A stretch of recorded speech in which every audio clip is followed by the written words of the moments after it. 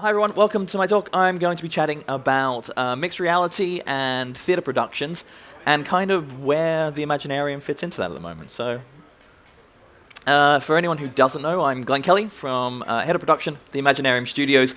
We were set up as a motion capture studio, and inadvertently, without even realizing it, we're a virtual production studio because we not only capture body motion, but we've been looking at cameras and how that integrates with real time for the last 7 years. It's only been recently that has become a thing, though. It was set up by actor-director Andy Serkis about 7 years ago, and about 2 years ago we split into two businesses, a studio portion that focuses on the performance capture and the virtual production, and a production company. And today we're really exploring how virtual production, these tools that have been developed for the film and TV and video game world, can fit into live productions. And that leads me on to talk about our partnership with Magic Leap. In 2017, we formed an official partnership to create content for the Magic Leap 1 platform. If you don't know what Magic Leap is, it's augmented reality goggles, spatial computing, mixed reality. Everyone's got their own name for it. For shorthand, we just call it MR, mixed reality, which I think is Microsoft's. So Magic Leap, I'm very sorry, but branding. I need to do a very quick shout out though. Magic Leap has supported us in creating content. They've not only funded it, they've given us technical support, devices. They've been there on the ground with us developing this content because, to be completely honest, it's a completely new field and we had no idea what we were doing when we started. We literally said, let's try and get some performance captured characters running live on these devices. And at the time we didn't know if it would work. The piece I'm going to talk about today is called The Grinning Man. Now, this was done in partnership with Magic Leap. Basically, Andy Serkis went to see a theatre production in London at Trafalgar Studios, loved it, went behind stage, said, hey guys, this is amazing. The producers were there. He said, what's happening next with this? Where's it going on the road? And they went, oh no, it's ending. That's it, it's done. And so he came into work the next day and said to us, we need to save this. We need to do something that bottles it. It's too great a performance not to save. Now, The Grinning Man itself, directed by Tom Morris, and Carl, Tim, and Mark, the creatives behind the show, were also massively supportive of this. The show itself is a very traditional musical piece. It is a very small stage, 15 cast members, puppets, no real technology in show on stage. What was very lucky was the stage size happens to correlate pretty much exactly with our stage in Ealing, which was quite a good thing. The Grinning Man itself is a show within a show within a show within a show, which is fun for us to play with on augmented reality devices. And finally, it's 15 people at once on stage, and we didn't actually know if that was possible to capture in one hit. I'm going to show you a bit of a video that gives an overview of the process, and then I'll talk a little bit more about how we did it. Prepare yourselves for a tale so utterly horrid and yet strangely uplifting. Here. I was fortunate enough to go and see the penultimate performance of The Grinning Man at Trafalgar Studios. Everything about it, the subject matter, the fact that it was a play within a play within a play, the puppeteering, everything. I just started to get images of this show as a motion captured piece. Gift of love has given me life, my soul.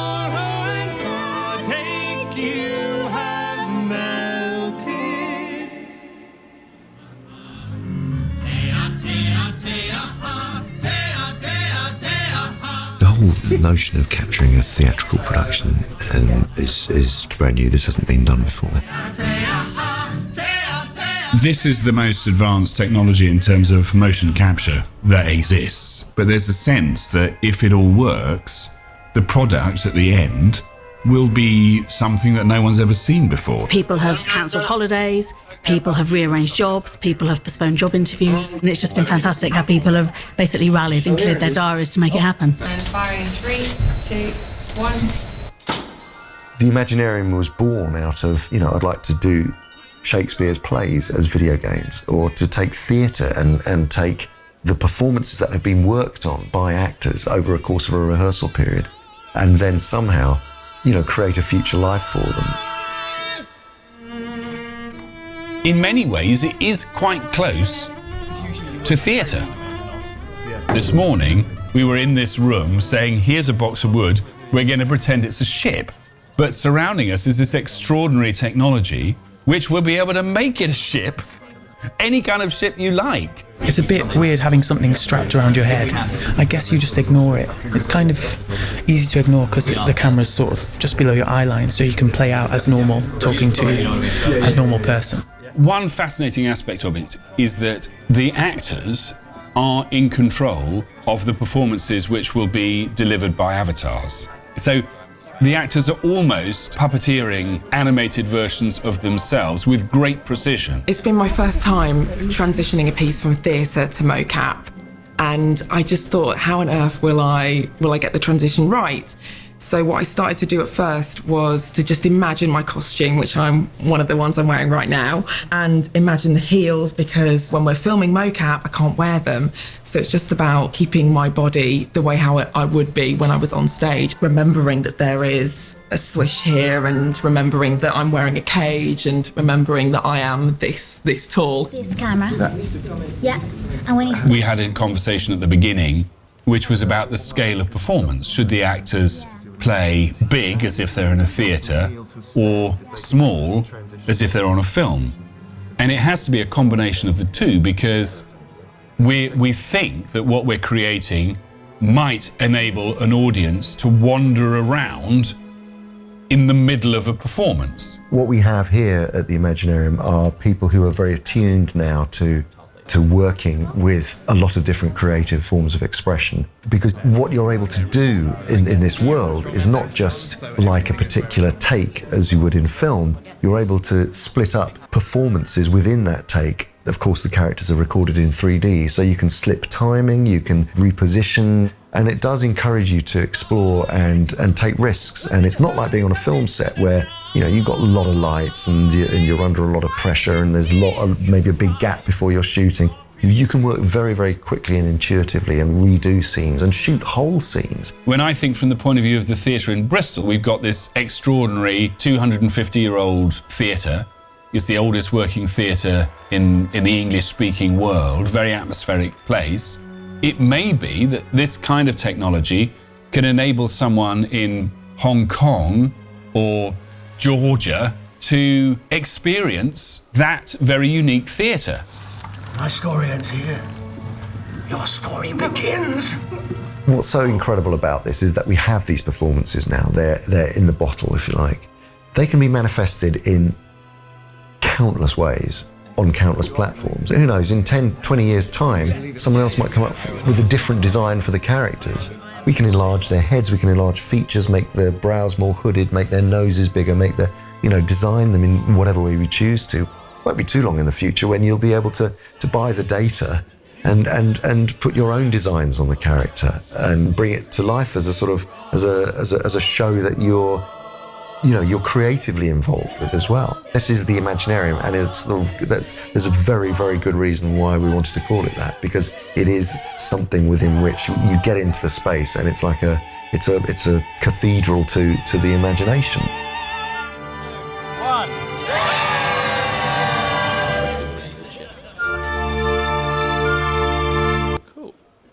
Cool. So that was us capturing the Grinning Man.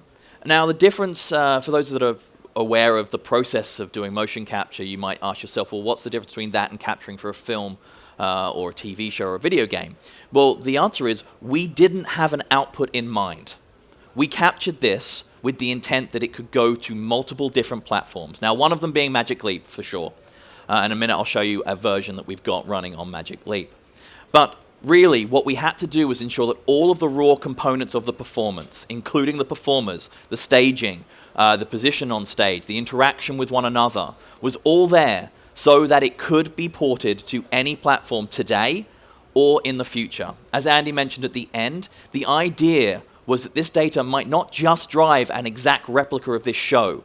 It could be handed out and sent out into the world, and people, students, other artists could put their own spin on this IP. So basically, this is what we did. I'm giving away all the secrets here. This is pretty much an original, this is a pipeline we would do for film, TV, the difference being that at the very top there, the digital character, we have no idea where it's going. So the important aspects that we found and the things that we focused on. facts and body scans of the actors. Now, you have to do not just one, because some platforms can't do digital clothing, so you have to scan them in their costumes. And some platforms do want digital clothing, so you've got to scan them in kind of a skin suit. Fact sessions, if you want your characters to talk and move the way the actor performed, the little subtleties of it, you have to make sure you get a full facts range, 52 to 100 different poses, to guarantee your face rigs will work. Then, during the production, you have to make sure that you're doing facial capture in line with your body data. And then finally, all of this needs to be linked together with timecode and genlock, because if you don't do that, down the line you hand this data off and it's all just a jumble of mixed information. So it all has to be synced together. This pipeline right here is what we used on Grinning Man. We've refined it since then. We captured it over 2 years ago. Today, if we were to do it again, there's of course some things we would change. We would hopefully not do 15 characters at once, if I'm being honest. That is pushing the system. And we would also look to spread it out over a little bit more time. Now, by that I mean we captured a 2 hour and 20-minute piece of content, a full feature film length content, in 5 days. Yeah. Now, of course, it's not ready to be shown to the world in that regard, but we captured a feature film's worth of content. In actual fact, we captured 2 feature film lengths because we did every take twice. In 5 days. And that is all the components that could be needed to turn it into something. And this is the version for Magic Leap. Now, this is running on Magic Leap. This is just a render out. But this is an example of that. This is a video, so if we could hit play on that, please. Oh.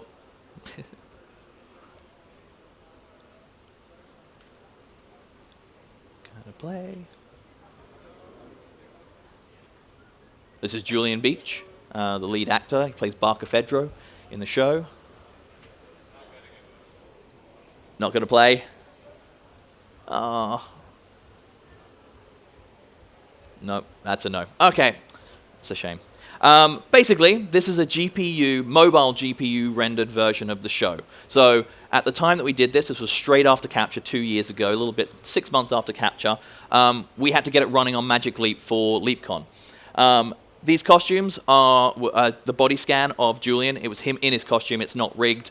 The whole costume itself is kind of static on the body. The face rig is about 10% of where it would be. And of course, at this point, most mobile GPU platforms couldn't do dynamic lighting. They couldn't do dynamic cloth. And if I could show it to you, you would see that. But it's all doesn't matter. Right. I was talking about the different platforms it could go to. So in that week of capture with the cast, what we got is the raw data to go on any of these platforms. Any of them. Of course, traditional. Video screens, TV, VOD, all of that. If someone was to fund it, we could make a 2 hour and 20-minute feature film of this show as it was performed on the stage. VR. Very exciting platform for us. We have a couple of Valve indexes lying around the stage in London, and the rendering capability of those is amazing. It gives you full immersion. It is standalone in VR, we find. It's a very isolating experience, but that in and of itself is exciting. We have a 10 by 10 meter stage in Ealing, so if you put the Vive headset on, you can literally wander around the performance as it's going on around you. More exciting for us is this third column. XR, mixed reality, spatial computing. This gives the most flexibility because you can scale it up or scale it down. Everything from tabletop theater, we can take a 2 hour and 20-minute show and put it in front of students in a classroom on a table in front of them. They can have a shared experience, all wearing Magic Leap headsets at once, all watching the show play out exactly the same time. They can talk about it, they can pause it. Teachers can go in there, point out positioning, show the staging. This is really exciting possibilities. You still get the 6 degrees of freedom. You get the scaling. Of course, mobile GPU rendering needs to catch up, but that's coming. We all know it's coming.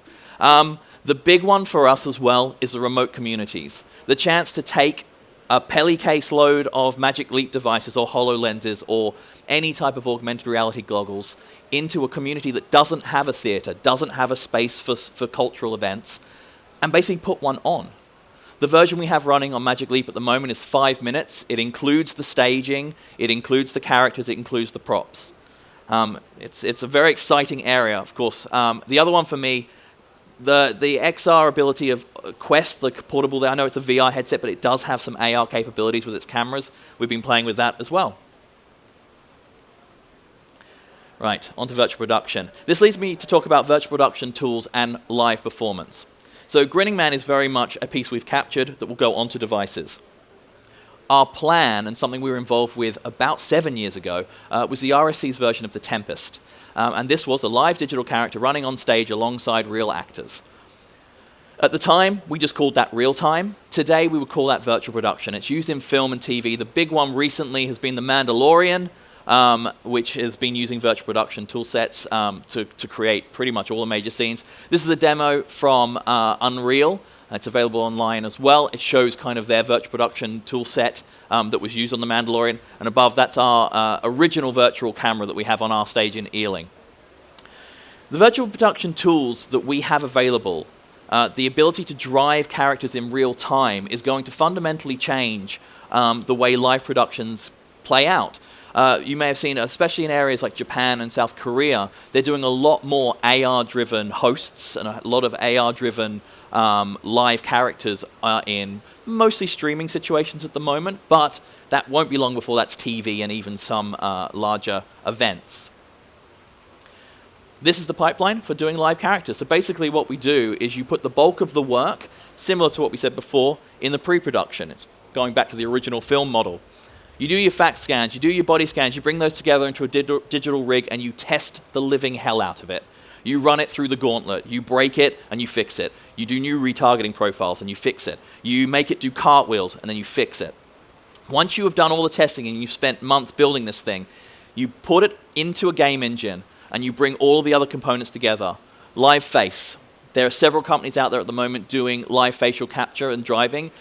Cubic Motion in the UK and Dynamics out of France are the two that that we've had the most experience with and are giving the best results at the moment. There are plenty more out there. Some of them have been gobbled up by your Apples and your Microsofts and your Facebooks. Damn them. There was some real potential there and they took it away from us. That's fine. There's definitely some platforms coming up. This is getting better and faster every day. Motion capture, body capture is getting better as well. Vicon is the company that we use, Vicon cameras out of Oxford in the United Kingdom. Optitrack is another one. These systems themselves are coming down in price with the advent of large-scale interactive VR spaces. That tech is really driving that. It's really exciting. This can all be combined together to give a live digital character in real time. The output of this, where this goes to, well, this event is filled with options. Live LED screens, projection, you get projection mesh layers up and you can get yourself a 3D hologram effect. There is so many different ways of outputting this, and basically out of Unreal Engine, the engine that we use, game engine we use from Epic Games, you pretty much spits out a 4K Ultra HD stream. You can send that to anything. There's some events coming up where you could even potentially merge that with real, so I don't need to be here, it could be my digital avatar standing here. You could all be wearing Magic Leaps and streaming myself from London on stage. Don't think it'd be very exciting, but it's possible.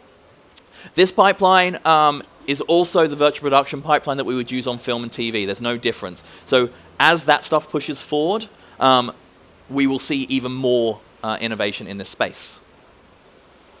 Impact on live performances. Well, at the moment, the impact is really money. At the moment, it's not cheap to do that.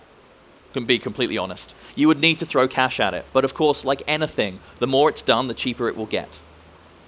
The big one for us is the next kind of RSC was 7 years ago, and that was a partnership between ourselves. The RSC, The Tempest, was 7 years ago.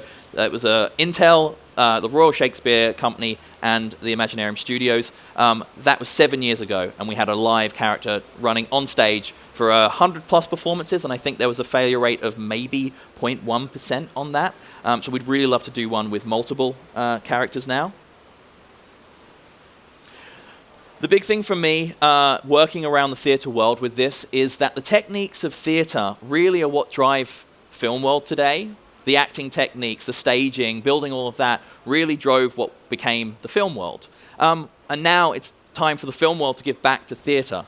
The ability to include live digital characters on stage, the ability to have sets that magically change, that transition, seamless LED screens built into staging that are driven by game engine real time, that can react to the lighting, can react to the real-time position of actors on stage, not just a static back wall, but something that really becomes part of the performance. All of that is possible using virtual production techniques today. The other one, the thing that excites me and something I've seen some demonstrations of, is real-time projection mapping onto actors, augmenting their costumes with projection. That itself leads to some amazing possibilities. The Tempest used projection in a sense of onto screens and onto meshes. It didn't use it onto characters, but imagine if you could suddenly create costumes that morph and blend with the environment and cause actors to disappear and reappear on stage live. All of that will be possible, and you want to know something? It's possible now if someone's willing to throw enough money at it. The other big one, and the exciting one for us, because we do love apes and Godzilla and all of that, is live non-digital humans on stage. No longer will they be kind of stuck in the film and TV world. What we'd like to see and push is these non-humanoid characters live on stage being driven by performance capture. What's it going to take to get us there? Well, realistically, to add mixed reality to events right now, if you really wanted to add characters in a way that was kind of immersive and there, you'd have to distribute 100, 200 Magic Leap or HoloLenses to your audience. Is that practical? Not really. But it's getting there. All of that technology is moving very, very fast and will get there. So it's going to take new devices coming to market and existing devices to get their second and third generation. HoloLens is on Generation 2, Magic Leap is on Generation Enterprise, which is just Generation 1 plus. You've got Nreal, you've got several other options coming out at the moment. All of that's very exciting. The more they release, the more likely we are to start seeing this used in productions. Exposure and normalization is the other one. While all of us here at these sort of shows are very aware of what's out there, the general public isn't. They're really not. As much as Oculus Quest sold out before Christmas, it's still not mainstream. I still show friends who don't know what it is. So it's getting that out to the general public, outside of events like this, just into the hands of everyday people.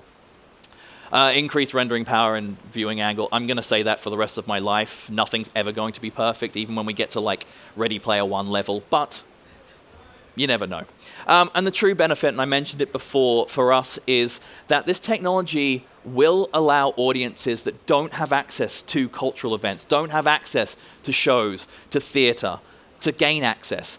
It allows it allows the bottling of cultural shows that are lost to time. This will allow things to be taken from, say, London and shown to classrooms in Australia and Indonesia. This technology and the use of mixed reality devices and performance capture combined will open up accessibility to brand new audiences. A show that played to 100 people in London could go online, could be captured, and then given to the world and then get an audience of millions. It really is something that we believe will happen. As I said, we captured 2 hours and 20 minutes in a single week. And it was not excessively expensive to do the capture portion. So the chance to bottle it now for later, especially if anyone's got any links to Hamilton, would be very interested in capturing Hamilton, if anyone's out there. We do see that it is, the possibility of this technology is literally to time capsule cultural events from today for the future generations to view on whatever devices are out there then. Thank you.